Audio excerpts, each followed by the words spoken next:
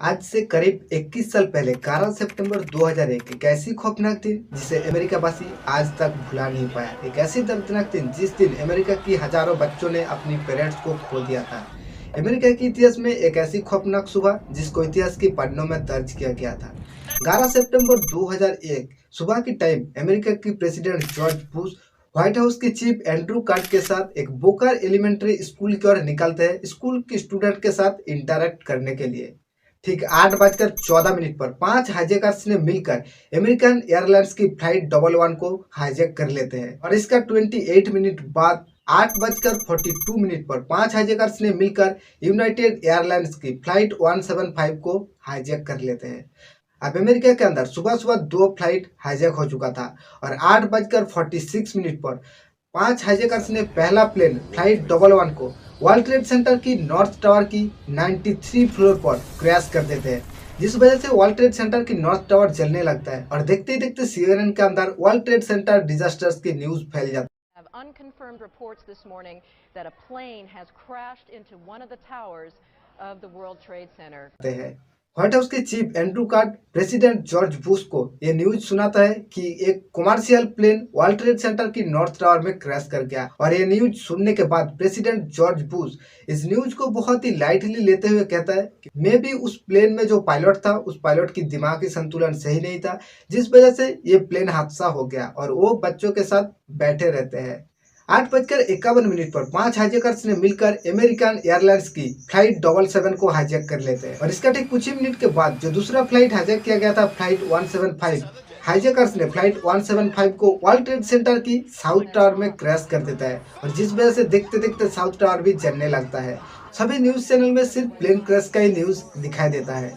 अब chief Andrew Card president George Bush के जाकर कहता है कि एक दूसरा commercial plane World Trade Center की साउथ टावर में क्रैश कर गया। 9:28 पर 4 हाईजैकर्स ने मिलकर यूनाइटेड एयरलाइन की फ्लाइट 93 को भी हाईजैक कर लेता है और 9:37 पर जो तीसरा प्लेन को हाईजैक किया गया था उसको पेंटागन हाउस में क्रैश कर दिया जाता है। अब चौथा प्लेन में जो भी पैसेंजर बैठा था उन सभी को फोन कॉल के जरिए ये तीनों सुसाइड हाईजैकिंग के बारे में पता चल गया था। अब उन लोगों के पास सिर्फ 2 ही ऑप्शन था, एक तो बैठ कर ये तमाशा देख सकता था या फिर लड़कर प्लेन की कंट्रोल को वापस अपने हाथ करने की कोशिश करता और पैसेंजर ने दूसरा ऑप्शन को चुना। पैसेंजर ने हाईजैकर्स के साथ लड़कर प्लेन की कंट्रोल फिर से वापस लेने की कोशिश की, जिस वजह से चौथा प्लेन जमीन पर ही क्रैश कर गया। नमस्कार दोस्तों, दुनिया के इतिहास में ये पहली बार हुआ था कि किसी भी एक देश के अंदर ही एक ही दिन में 4 कमर्शियल प्लेन को हाईजैक कर लिया जाता है। बेसिकली प्लेन हाईजैकिंग में हाईजैकर एक डिमांड करते हैं, लेकिन अमेरिका के अंदर जो 4 कमर्शियल प्लेन हाईजैकिंग हुआ था वो चारों के 4 सुसाइड हाईजैकिंग था। आखिर इतना बड़ा हाईजैकिंग के पीछे मोटिव क्या था, क्यों किया गया था इतना बड़ा हाईजैकिंग, कौन था इस प्लान का मास्टरमाइंड, कैसे किया गया था इतना बड़ा हाईजैकिंग का प्लान और कैसे इस प्लान को अंजाम दिया गया था, आज की इस वीडियो में यही एक्सप्लेन करने की कोशिश करूंगा। सबसे पहले बात करते हैं कि क्यों ये हाईजैकिंग किया गया था और इस हाईजैकिंग के लिए शुरुआत कहाँ से हुआ था।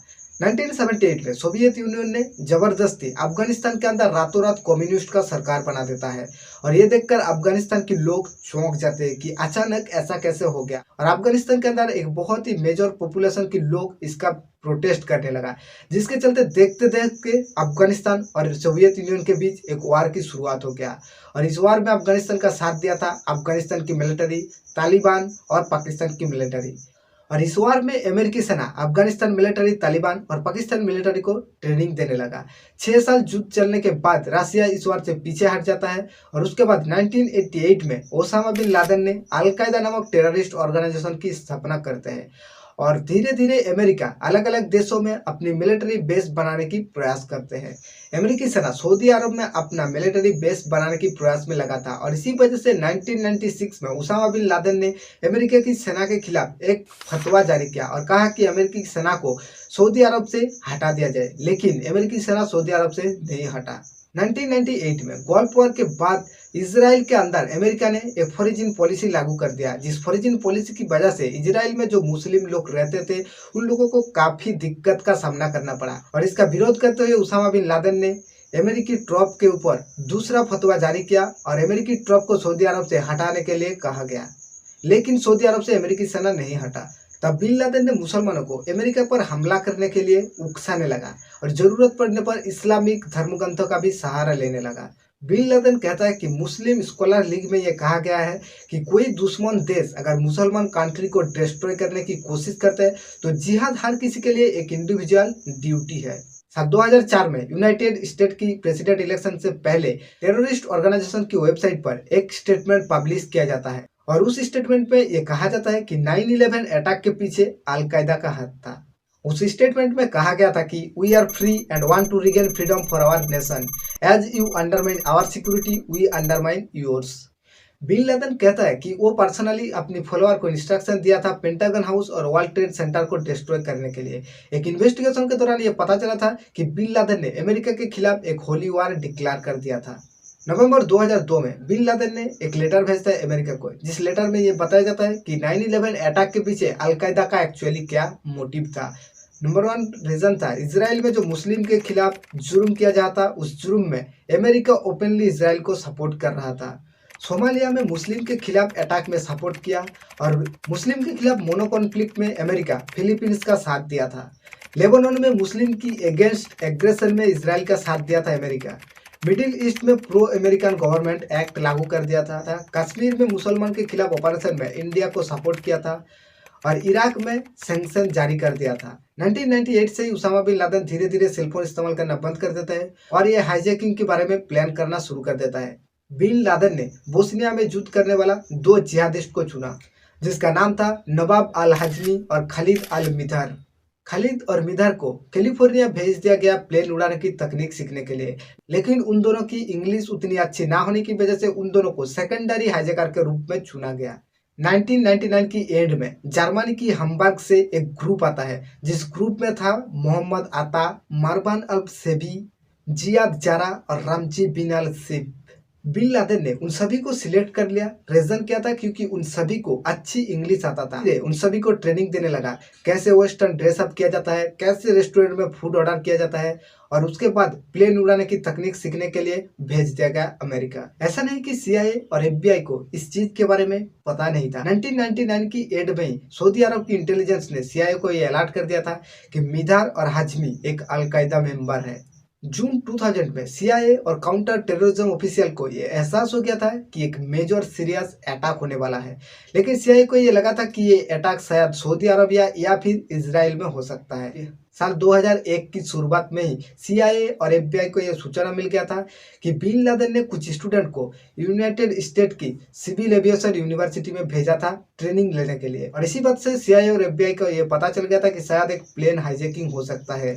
और 2001 की शुरुआत में ही एफबीआई अलर्ट हो गया था एक प्लेन हाईजैकिंग के बारे में। 11 सितंबर 2001 सुबह की टाइम अमेरिका की प्रेसिडेंट जॉर्ज बुश अपने शेड्यूल के हिसाब से व्हाइट हाउस के चीफ एंड्रू कार्ड और अपनी बॉडीगार्ड को साथ लेकर सारासोटा की बोकार एलिमेंटरी स्कूल की ओर निकलता है, स्कूल की स्टूडेंट के साथ इंटरेक्ट करने के लिए।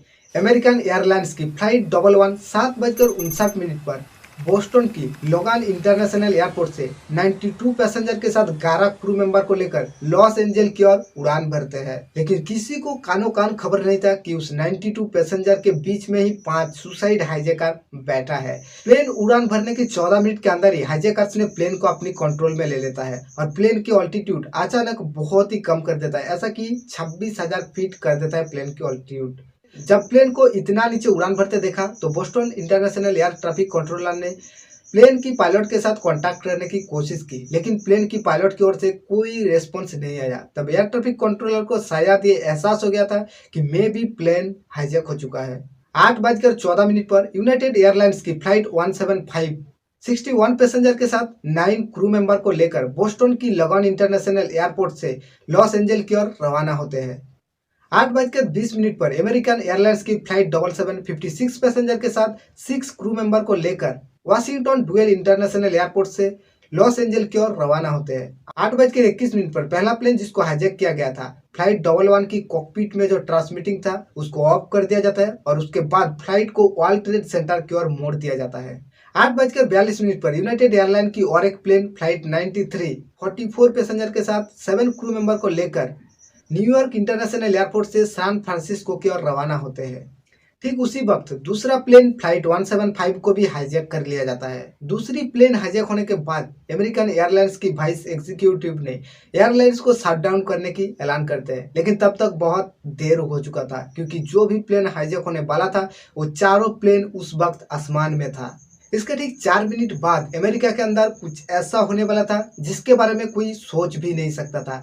जो पहला फ्लाइट को हाईजैक किया गया था प्लेन 11, हाईजैकर्स ने उस प्लेन को 748 किलोमीटर पर आवर की स्पीड में वर्ल्ड ट्रेड सेंटर की नॉर्थ टावर की 93 फ्लोर पर जाकर क्रैश कर देते हैं और देखते देखते वर्ल्ड ट्रेड सेंटर की नॉर्थ टावर जलने लगता है। कुछ ही मिनट के अंदर ही CNN में वर्ल्ड ट्रेड सेंटर डिजास्टर की न्यूज फैल जाती है। Have unconfirmed reports this morning that a plane has crashed into one of the towers of the World Trade Center.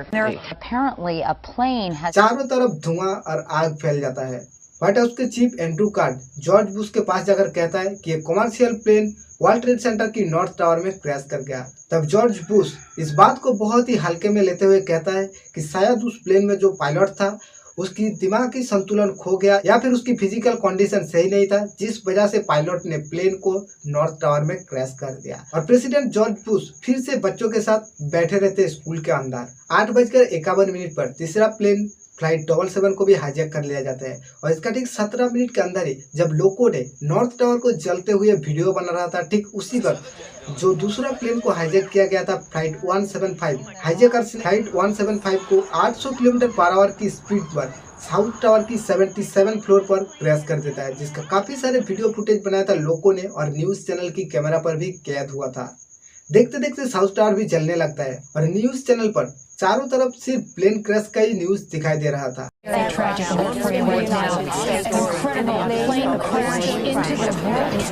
अब व्हाइट हाउस का chief Andrew Card George Bush के पास जाता है और कानों में धीरे से कहता है कि एक दूसरा commercial plane World Trade Center की साउथ टावर में क्रैश कर गया। America is under attack.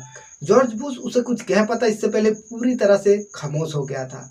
South tower भी धीरे धीरे जलने लगता है। रेस्क्यू टीम पहुंचते हैं रेस्क्यू करने के लिए। नॉर्थ टावर और साउथ टावर से लोगों को निकाला जा रहा था। 9:28 पर चौथा प्लेन फ्लाइट 93 को भी हाईजैक कर लिया जाता है। तीसरा प्लेन में जो पैसेंजर बैठा था, में से कुछ लोगों ने अपनी सेलफोन की नेटवर्क ऑन की और अपने परिवार के साथ बात की और उन फोन कॉल के जरिए उन लोगों को ये दोनों सुसाइड हाईजैकिंग के बारे में पता चला और प्लेन में बैठे पैसेंजर को भी अब एहसास हो गया था कि अब कुछ ही देर में हम भी मरने वाले हैं, लेकिन सोचकर कुछ कर पाते इससे पहले हाईजैकर्स ने 3 को 850 किलोमीटर पर आवर की स्पीड में पेंटागन हाउस में जाकर क्रैश कर दिया। उस वक्त पेंटागन हाउस के अंदर 8000 लोग काम कर रहे थे। अब चौथा प्लेन में जो पैसेंजर बैठा था उन लोगों को फोन कॉल के जरिए ये सारे सुसाइड हाईजैकिंग के बारे में पता चल गया।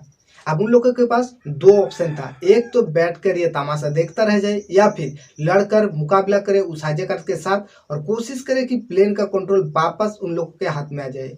तो प्लेन की पैसेंजर ने हिम्मत जुटाकर लड़ने की कोशिश की और प्लेन की कंट्रोल फिर से वापस लेने की कोशिश की, जिसके चलते प्लेन को हाईजैकर्स ने अपनी टारगेट पॉइंट तक पहुंचा नहीं पाया और इसी वजह से प्लेन जमीन में क्रैश कर गया। साउथ टावर में ज्यादा आग लगने की वजह से 56 मिनट जलने के बाद 9:59 पर साउथ टावर कोलैप्स कर जाते हैं। Thus compromised, the trusses give way. The South Tower lasts only 56 minutes before it succumbs at 9:59 a.m. 10:20 पर अमेरिका की वाइस प्रेसिडेंट डिक चेनी ने कमर्शियल प्लेन को शट डाउन कर देते हैं। ना ही कोई कमर्शियल प्लेन अमेरिका से टेक ऑफ करेगा और ना ही कोई कमर्शियल प्लेन अमेरिका के अंदर लैंड करेगा। जो प्लेन अमेरिका की ओर आ रहा था उस सभी प्लेन को हवा में अपना डायरेक्शन को बदलना पड़ा। तकरीबन 500 प्लेन को हवा में ही अपना दिशा को बदलना पड़ा। ऑपरेशन येलो रिबन के जरिए कनाडा ने उस 500 फ्लाइट में से 226 फ्लाइट को कनाडा एयरपोर्ट पर लैंड करवाया था। नॉर्थ टावर 102 मिनट चलने के बाद 10:28 पर नॉर्थ टावर भी कोलैप्स कर जाते हैं।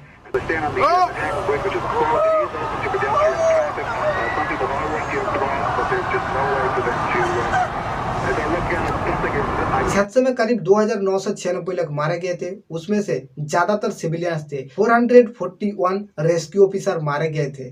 नॉर्थ टावर और साउथ टावर कोलैप्स करने की वजह से वर्ल्ड ट्रेड सेंटर की 7 बिल्डिंग डिस्ट्रॉय हो गया था। नॉर्थ टावर और साउथ टावर कोलैप्स करने की वजह से एयर में 1000 टन टॉक्सिक एसिड फैल गया था और टॉक्सिक एसिड और डस्ट की वजह से 18,000 से भी ज्यादा लोग बीमार पड़ गए थे। यूएस की स्टॉक मार्केट क्रैश कर गया था। इस अटैक के बाद अफगानिस्तान की ज्यादातर लोग डर के मारे अफगानिस्तान छोड़कर जर्मन की हंगरी चले गए थे। इस अटैक की कुछ ही दिन बाद न्यूयॉर्क की मेयर एक स्टेटमेंट देता है कि जो भी डिस्ट्रॉय हो गया उन सभी को रिबिल्ड किया जाएगा। 1 साल के अंदर ही पेंटागन हाउस को रिबिल्ड कर दिया गया। 2006 तक वर्ल्ड ट्रेड सेंटर की सभी बिल्डिंग को कंप्लीट कर दिया गया, लेकिन जो मेन बिल्डिंग था कुछ फाइनेंशियल इशू के चलते उसकी कंस्ट्रक्शन में डिले दिखाई दिया और 2013 तक वर्ल्ड ट्रेड सेंटर की मेन बिल्डिंग को भी रिस्ट्रक्चर कर दिया गया। उम्मीद करता हूँ 9/11 अटैक की स्टोरी आपको इन्फॉर्मेटिव लगा। Thank you so much for watching this video. Wish you all the best.